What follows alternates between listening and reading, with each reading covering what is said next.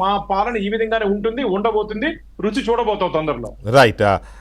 బాలకోటి గారు, ఒకసారి ఇవాళ బొత్స సత్యనారాయణ గారు మేము చంద్రబాబు నాయుడు అప్పుడు పారిపోలేదా అన్న మాటలకి లోకేష్ స్పందించిన తీరు కానీ, ఆవేశంగా కౌంటర్ ఇచ్చిన తీరు కానీ ఒకసారి అది చూడండి. చూసిన తర్వాత దాని మీద విశ్లేషణ తీసుకుంటాను.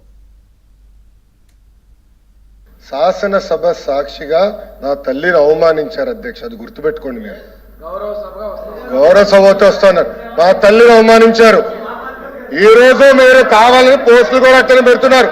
మా తల్లిని అవమానించారు ఆ రోజు, మీకు గుర్తురాదా? ఎన్ని ఒక్క నిమిషం నేను కూడా మాట్లాడవచ్చు, గుర్తుపెట్టుకోండి. ఒక్క నిమిషం నేను కూడా మాట్లాడండి. ఏనాడు మేము మాట్లాడలేదు, కూర్చోండి.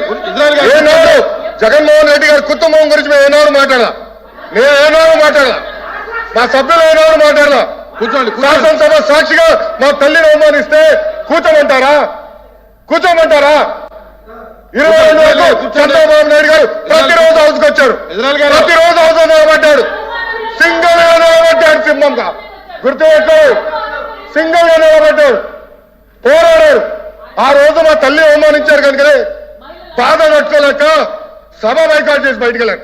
కానీ ఎమ్మెల్యేలు ఉన్నారు ఇక్కడ, నిమ్మల రామారెడ్డి గారు వెళ్ళారు, స్వామి గారు ఉన్నారు, ఇతర గొట్టపాటి రవి గారు వెళ్ళారు. అది మాకున్న చిత్తశుద్ధి అండి.